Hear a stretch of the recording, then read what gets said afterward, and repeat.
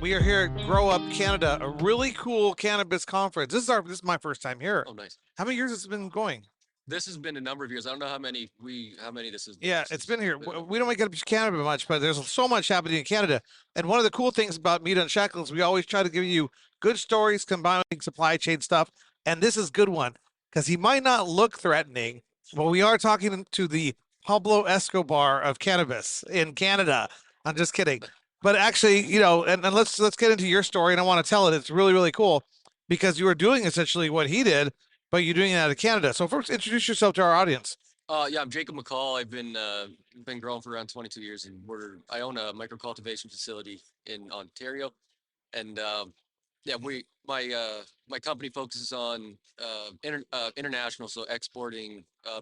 I'd say 70% of our product is exported. 70%. Can your microphone a little closer? Yeah, for sure. And that's McCall Farms? Yeah, McCall Family Farms. Yeah, McCall Family Farms. yeah. And you're originally from? I'm from Mendocino. Mendocino is where we started. And you've been growing since you were in your teenage years, Yeah. which makes you one of the legacy guys. Shout out to, I'm really impressed here because I meet a lot of people.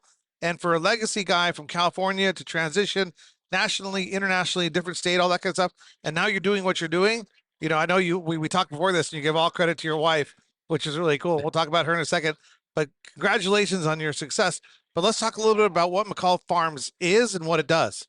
Yeah, so we're a small scale. We're pretty much the maximum amount of square feet that you're allowed to have for what's classified as a micro facility in Canada. So there's a bunch of levels to sizes, but micro is considered small. It in my opinion retains the craft quality of cannabis. Yeah. We focus on just a high end product that looks good, that tastes good, that tests good. Is it measured by canopy or square feet and It's meters? it's active canopy square feet. Okay. Is it meters though? No, it's square feet. The Canada uses meters and square feet? Yeah, these ones are done in square feet. Interestingly enough. Yes, Okay. yeah, it's odd, So, but so you're growing some good product here with the roots out of California here in Canada, yeah. McCall Family Farms. And you guys are allowed to, what province are you in? We're in Ontario. Ontario. Yeah. And you're allowed to ship across? Yeah, all of Canada, and then into any market internationally that is really accepting it. So we have our it's what's called a GACP permit. So you're allowed to um, wherever those are accepted. Like we can't go to Israel. I don't have the export license to do Israel. Not the license, but the requirements to go to Israel. But we focus on Germany and England, like the UK. Germany and England. Yeah. Okay. And England has medical, of course. Yes. Yeah. So So different requirements for different areas, but yeah. yeah, so you're exporting. You ever think that you'd be exporting legally, importing legally? Well, you're not importing, but you're exporting legally weed from any country to another country? No, never thought. It's never thought that at all. And it's still a fairly new thing in Canada. It's Yeah. not. I don't know exactly how long it is, but still fairly new endeavor. And there's a lot of hurdles to be able to do it, but it is much more lucrative, and it's a better play than just what the scene is in the Canadian market right now, Right. for volume and quantity and stuff. So So much to unpack here. So let's talk about a little about that lucrativity. What is that word? yeah, that could be it. You The could use that. lucrativity. I missed the days when George Bush was president because we could just make up words. Remember, they could just made up a Yeah, word. man. It's about the lucrativity. Um, excise taxes and price that you sell it to. Talk a little bit about the difference between price that you sell it to right now in Canada. Say if you're going to ship from you're in Ontario, you said Into Ontario. Yeah. Ontario to British Columbia. Yeah, so in Ontario, I can't just due to NDAs, I can't get into specific prices, but with the overall right now, the average sale price in Canada is $2 to 2.25 per gram. Okay. And that's not including costs on top of that. So For the that, American audience, kilogram is 2.2 pounds. yeah, or 1,000 grams. Okay, 1,000 grams. Yeah, that's the way I like to look at it. It's 1,000. Yeah. It's easy math. Um, I almost screwed that up there. versus versus if you are to take it outside of the country, um, you can go 3, 4, 5, sometimes 6. It really depends on the Wow. it depends on the demand, on the quality, on your group that you're dealing with. There's a bunch of variables to it, but it's it's quite a bit better. And then also in Canada, if you're doing volume, um, so 75 kilos and up, kind of Canada's harder to bulk sale that just with the mass amount of product we have here. So if you want to do 75, 100, 200, 300, 400, 500, 600 kilos, it's easier to move out of the country at the moment because Right. people there want bulk at good price. And so just England and Canada, I mean, England and Germany, but you must know better than most people how many countries are accepting the importation of cannabis. There's a lot of them. They just keep coming online. Like, Really? yeah, it's keep coming. I don't want to say any that are wrong, but there is Yeah, probably I don't even know them. off a dozen, like a dozen off the top of my head, I can probably Right. say that A are lot of European a countries. lot of European, Caribbean is getting into it. Okay. S- What's the resource? How do you find out about those? It's just word of mouth, or you got to keep uh, track of? there's various groups Yeah, that you talk to, you get connected at these things. yeah, Yeah, it's a lot of just knowing people who know people. yeah. I guess It, you could Google like alert all countries yeah, cannabis importation licenses. Wait for each it's a good country way to to come do it. Yeah, online. yeah. It's interesting because we're constantly finding out things, and I just love what you do. It's just so cool concept. When did you start? When was your first export from your farm to Germany or to England or? Yeah, so it'd have been about a year. It's been about a year. We hopped on pretty fresh when Germany started doing it. Um, when the price was really high. Now it's starting to go down a little bit just because a lot more companies are doing it. Yeah, And then you're gonna see with any market. Once a lot of product gets over there, the price is gonna go down and it's gonna start leveling out. And then it's like the name of the game right now is put your gear where the price point is good. right. So once Germany dies off, which it will for a little bit, I'm sure. It's always it's an ebb and flow market, Oh really. yeah, commodities. Um, That's just the thing. so you just go where it's needed. And your first export experience was that kind of cool? Was it difficult? A lot of paperwork? Oh, it's a lot of paperwork. It's to put it bluntly, it's a pain. It's a big pain. Yeah, You got to wait on import permits, which are done on the other side, right. and then you gotta which can take a month. Then you got to do export permits, which are issued by Health Canada, which right now I believe they're doing in 14 days, so it's not awful. But then So you got to do all the logistics to get it there, and it is there a lull where your flower, like you send it out of McCall Farms packaged? How long before it gets to the retail shelf in Germany? Is that a government delay? there can be delay, Yeah. but it can also be quick. It's so they have to retest it once it gets there Okay. to confirm that there's no microbial contaminant or anything wrong with it when it gets there. So that's the really big delay that you find. It's not with aircraft, not with like cargo or anything like that. That's usually pretty quick. But the largest delay is normally the testing it on the other side, especially with England. With the UK, sorry, just in general, you have to have everything irradiated before it leaves here because they have it's medical platform, and Right. you have to have it nothing. There can be no contaminant on it whatsoever. So when it gets over there, there's a grace period that they have to hold on to it for before they can test it to make sure that nothing grows inside of the bags. And they also have to dry it. They usually dry it back a little bit um, to make sure that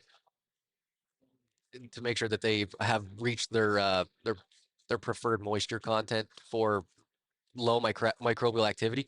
Yeah. So that with the UK, that's the So pain there. annoying. Oh, it's so annoying. So But you have a secret weapon over there. yeah, it's I don't know. Yeah, the big thing with the UK is the irradiation. It takes a while. That's Yeah. the longer one. Germany, they also have a really low microbial count, but if you have a clean facility, you can hit that without having to treat. I don't even think you can send treated product to Germany. Okay. So the product you send there is good. There, I don't know. Even the groups we deal with don't tell us how long it takes to get on the shelf. All we know is they've got it. Yeah. So we don't really get Who told. cares? Yeah, we don't get told afterwards. Yeah. The deal's done at that point. Everybody's happy and move on to the next one. Yeah. So you go back to the legacy days. Yeah. So you've actually helped transport cannabis in other ways, and there's no convictions out there. It's unshackled. We talked about that. Which do you enjoy more, the way it used to be or the way it is now? Certain facets of both. Yeah. The paperwork for this current industry, it gets better and better every year. I will say that Yep. the Health Canada's getting rid of some of the redundancies. You have to do the same paperwork for Health Canada that you do the revenue agency, which they're starting to fix that. But and also the price point back then was fantastic. Yeah, Now taxes. yeah, taxes, and even just the value of like you used to be able to get $4,000 a pound, 35, 45 like for good gear, and now like 1,400, 1,500 if it's really good.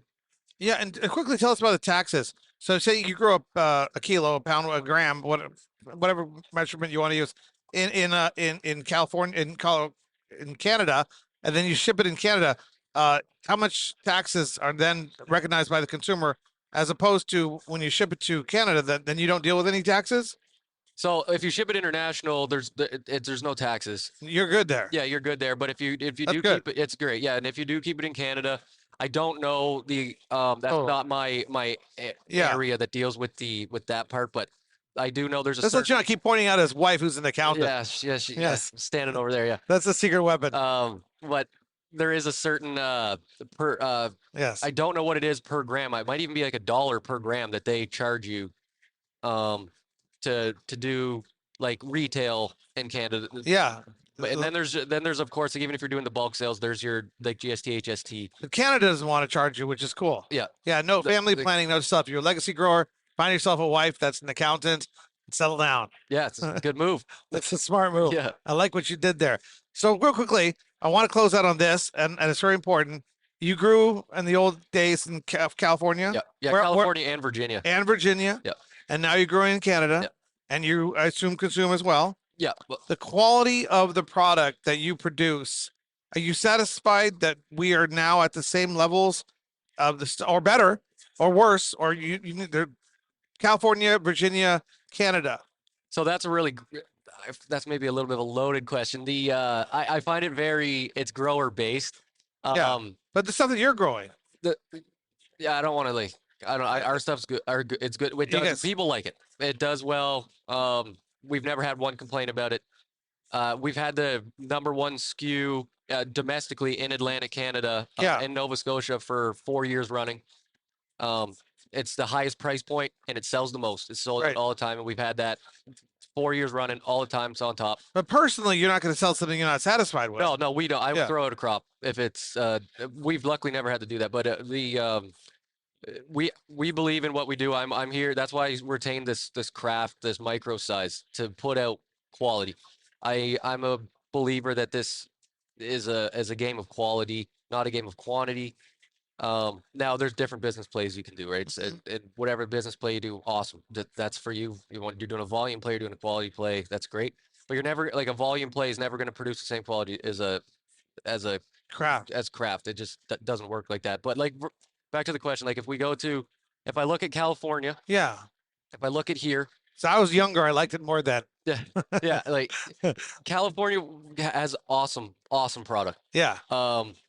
And some of the best growers in the world are there. If I were to like, He doesn't want to speak negatively about California. That's what's going on here. yeah, no, there's a lot of bad stuff there too. I'll tell you that. Yeah. I think like California and Oklahoma and Michigan, Oklahoma. yeah, have some of the best gear Okay. that I like that. that is out there. And then there's some people in Canada that can have that level.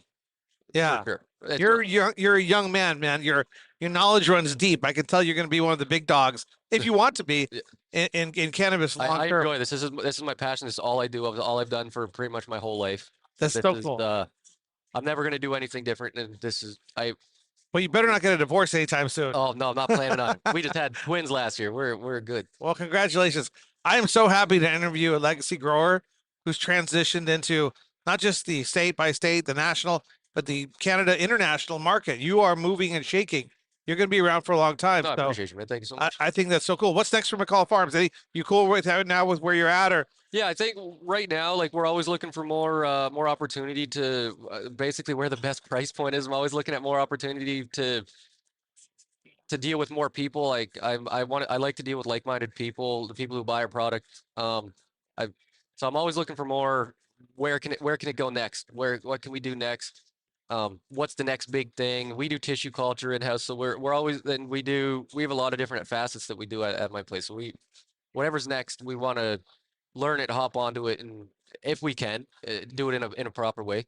But I'm really happy with where we're at. I don't want to grow anymore. I think this is Yeah. good. I can run it with my team. I want to keep it a family business. Yeah. I don't want to make Yeah, it cool. crazy.